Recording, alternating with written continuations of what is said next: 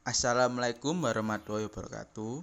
Perkenalkan, nama saya Muhammad Arif Ade Purnomo dari kelompok KKN 94 IAIN Kediri.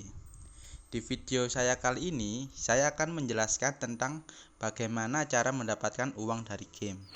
Sebelum ke penjelasannya, jangan lupa untuk klik tombol subscribe dan like-nya ya teman-teman.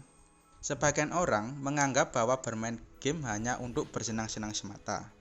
Mungkin orang yang beranggapan seperti itu masih belum mengenal dunia game lebih dalam.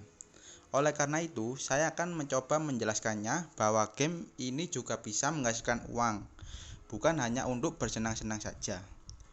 Jika kita menekuninya, hasilnya juga lumayan, tapi ingat, jangan dijadikan bermain game sebagai pekerjaan utama. Ini hanyalah alternatif untuk menghasilkan uang. Jadikanlah bermain game ini sebuah hobi, dan uang itu sebagai bonusnya.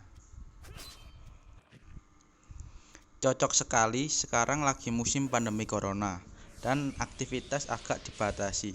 Jadi ini bisa jadi solusi untuk menghasilkan uang. Untuk menghasilkan uang dalam game, kita harus memilih fokus kemana yang akan kita tuju untuk mendapatkan hasil tersebut. Untuk mempermudah, saya menyebutnya sebagai profesi saja. Menurut pengalaman saya pribadi, ada beberapa profesi dalam game yang bisa menghasilkan. Yang pertama, yaitu streamer. Streamer ini biasanya melakukan live streaming bermain game setiap hari untuk menghibur penonton setianya. Dari manakah streamer tersebut mendapatkan uang? Streamer tersebut mendapatkan uang dari hasil donasi penonton atau bahasa kerennya shower online. Kita sebagai penonton memberikan donasi seikhlasnya kepada streamer tersebut. Bukan hanya hasil dari donasi, streamer yang sudah mempunyai nama besar biasanya streamer tersebut dibayar untuk live streaming di suatu platform. Contoh Nonolive, Facebook, dan lain sebagainya. Yang kedua, yaitu konten kreator. Banyak sekali konten kreator game, misalnya di YouTube. Dari mana mereka mendapatkan uang? Mereka mendapatkan uang dari AdSense dan endorse yang mereka terima. Maaf, saya hanya bisa menjelaskan sedikit di bagian ini karena keterbatasan saya. Lanjut yang ketiga, yaitu pro player. Untuk yang satu ini, orang yang fokus untuk bermain game, untuk menjadi hebat dalam game tertentu.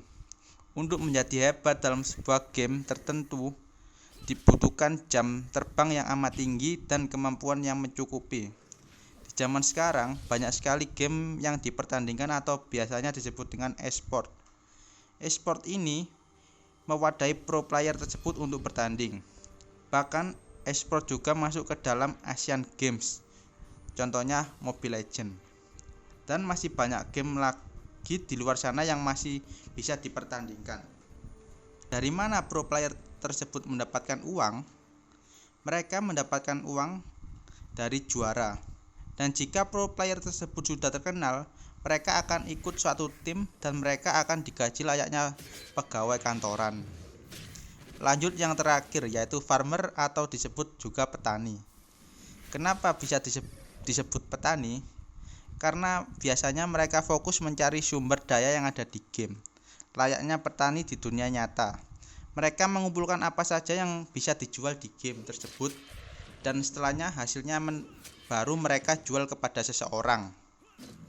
Dari keempat profesi tersebut, saya akan fokus untuk menjelaskan yang terakhir, yaitu petani atau farmer. Karena saya juga melakukannya sudah dari kuliah semester 1 sampai semester 7 sekarang. Dan hasilnya lumayan bisa untuk membayar UKT kuliah saya dan kebutuhan saya sendiri. Mengapa saya bisa menjadi farmer seperti sekarang? Saya akan cerita sedikit saja. Ketika masuk awal perkuliahan semester 1, saya di kos bingung gak ngapa-ngapain, hanya buang-buang waktu saja. Terbesit dalam pikiranku bagaimana cara untuk mendapatkan uang, sekaligus tidak mengganggu waktu kuliah saya. Di situ saya mencari informasi, ketemulah game dan dunia kripto atau Bitcoin. Dari awal saya emang suka banget nge-game. Jadi saya mencoba menggali informasi lagi tentang game dan dunia kripto tersebut. Disitulah awal mula saya bisa menjadi farmer. Untuk menjadi farmer sangatlah mudah. Yang pertama cuma modal laptop, koneksi internet, dan tahu cara untuk mendapatkan sesuatu di game tersebut. Yang dimaksud sesuatu dalam game tersebut itu misalnya mata uang game tersebut atau barang-barang langka yang dicari oleh para pembeli. Mungkin jika kita masih sangat pemula, kita harus belajar dulu mengenai gamenya. Karena di setiap game berbeda-beda untuk cara mendapatkan sesuatu yang bisa untuk dijual. Kenapa kok ada yang mau membeli barang yang ada dalam game tersebut? Biasanya yang membeli barang dalam game adalah orang-orang yang mempunyai banyak uang atau biasa disebut sultan. Sultan ini ingin cepat-cepat menjadikan karakternya bagus, makanya dia secepatnya membeli banyak barang, walaupun harganya sangat mahal. Disinilah peran para farmer menyediakan sesuatu untuk para sultan-sultan tersebut. Para farmer menghabiskan waktunya untuk mencari yang dibutuhkan sultan tersebut. Sultan tersebut tinggal membelinya ke para farmer. Jadilah simbiosis yang saling menguntungkan. Di mana kita bisa menjual barang-barang hasil kita? Selama ini saya menjualnya di Facebook dan lain. Biasanya ada grup khususnya. Kita tinggal memposting apa saja yang kita jual dan kita tinggal menunggu pembelinya saja. Berjualan langsung di dalam gamenya juga bisa kok. Bagaimana cara transaksinya? Transaksinya sama seperti kita membeli barang online. Kita sebagai penjual memposting barang. Setelah ada yang tertarik terhadap apa yang kita jual, kita lanjut ke tahap transaksi dalam gamenya. Jangan lupa untuk menggunakan jasa pihak ketiga untuk memperaman transaksi. Contohnya, telah terjadi kesepakatan antara penjual dan pembeli, yaitu 1M di Sena dibeli dengan harga 200.000. Di Sena itu mata uang di dalam gamenya ya. Mekanismenya sama seperti membeli barang online. Pembeli menyerahkan uang ke pihak ketiga terlebih dahulu agar aman. Setelah pihak ketiga mengkonfirmasi uang sudah masuk, barulah barang atau 1M di Sena tersebut bisa kita beri ke pihak pembeli. Transaksi pun selesai. Pihak ketiga mengirimkan uangnya ke rekening kita. Biasanya ada biaya untuk pihak ketiga ini. Menurut pengalaman saya pribadi, jika saya malas untuk main, biasanya saya menargetkan cuma 50.000 dalam sehari. Dan jika lagi semangat-semangatnya, mungkin bisa sampai 200.000. Biasanya jam mainnya minimal 8 jam per hari. Jika ingin hasil lebih banyak, tinggal main lebih lama lagi. Lumayan, bukan? Cuma bermain game bisa dapat segitu. Menurut pengalaman saya pribadi, jika saya malas untuk main, biasanya saya menargetkan cuma 50.000 dalam sehari.